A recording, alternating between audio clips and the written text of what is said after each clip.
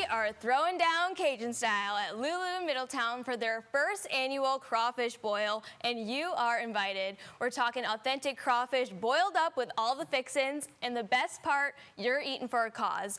Portions of the proceeds will go to Love City, a local nonprofit doing beautiful work in the Portland community.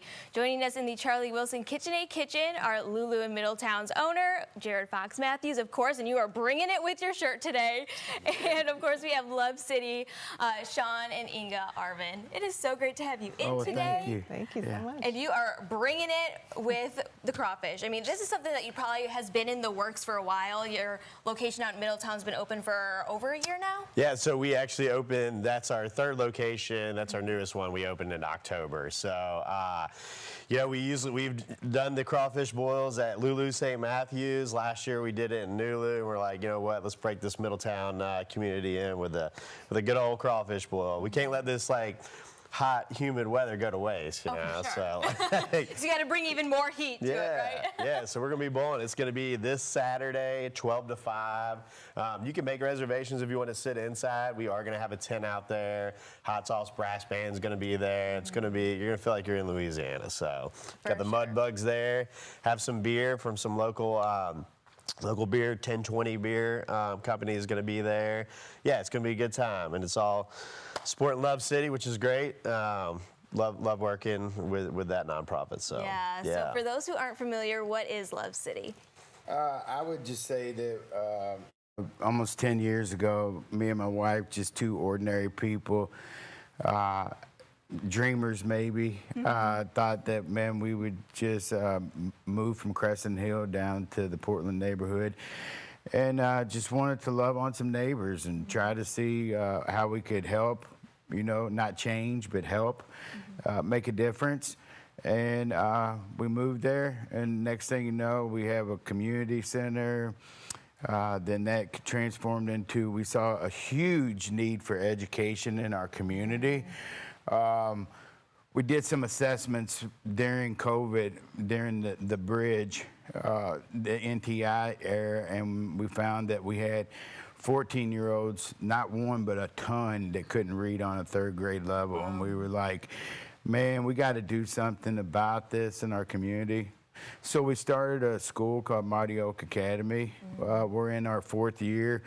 We're still in the process of getting accredited. In the state of Kentucky, you don't actually become a licensed school until you get accreditation done. So we're still in that process, and it takes time. You know, it takes time for that.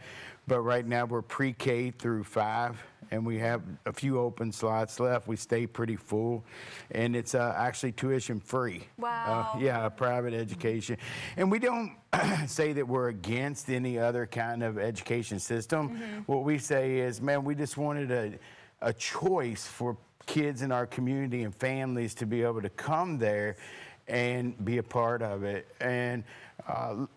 And then, you know, the other thing that we really do is we have a restaurant called Portland Barbecue, and we hire people from the neighborhood, and we also do that. And we also have 2 farms.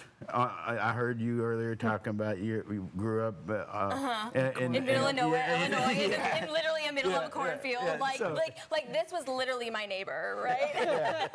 So we teach kids how to farm. We teach kids, you know, we call it active learning. We don't really sit in a desk and the kids, they're moving, you know, and it's all community development. We want kids to see that I don't have to leave this area.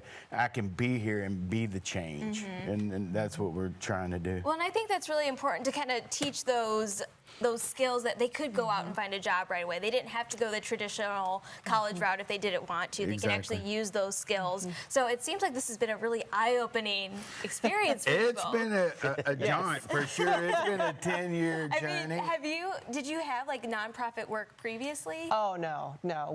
Sean and I met 12 years ago. Actually, Saturday for the crawfish boil is our anniversary. Oh, my goodness. And so we met getting our MBAs from Bellarmine. So we are Rome, In Italy. Rome, Italy, yes. We are the urban legend that went on the foreign trip and came back married.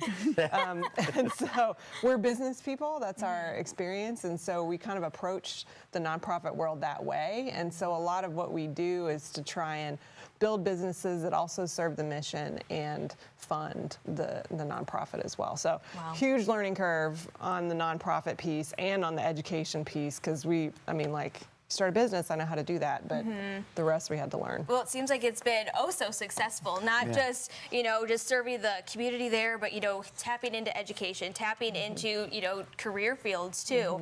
And so why do events like this, partnering with Lulu in Middletown, why does this really help support your mission?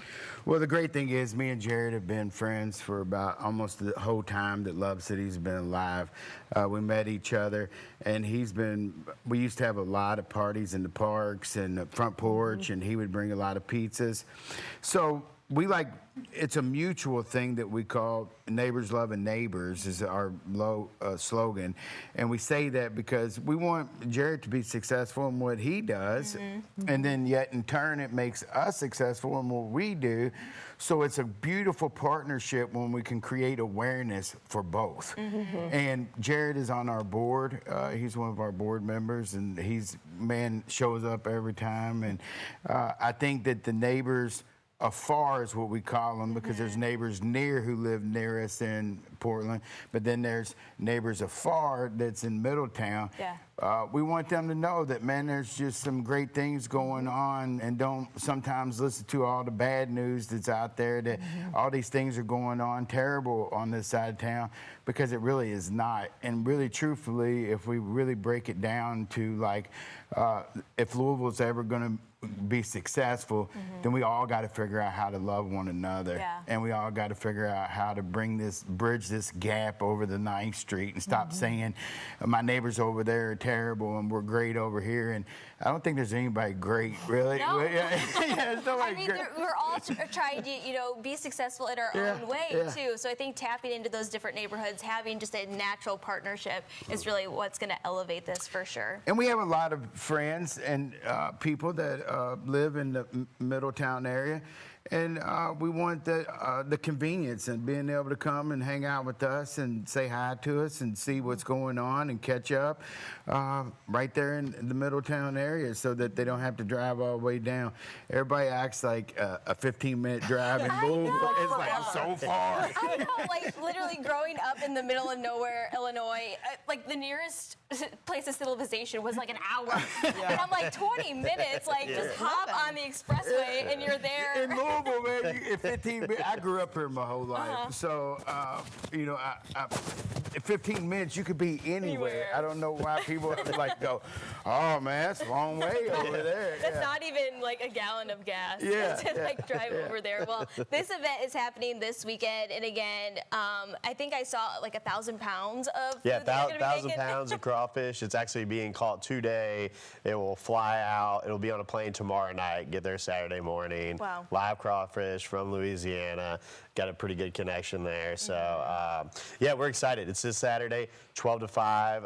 It's $30, all you can eat. There's going to be music. There's going to be beer. There's going to be just community. And like Sean said, the best thing that he put, Love City, to me, is that is the church. It's the church out there, just loving on people, being together, and it's amazing. That's what this. It's sure going to be a feel-good event for sure. So thank you all so much for coming in today.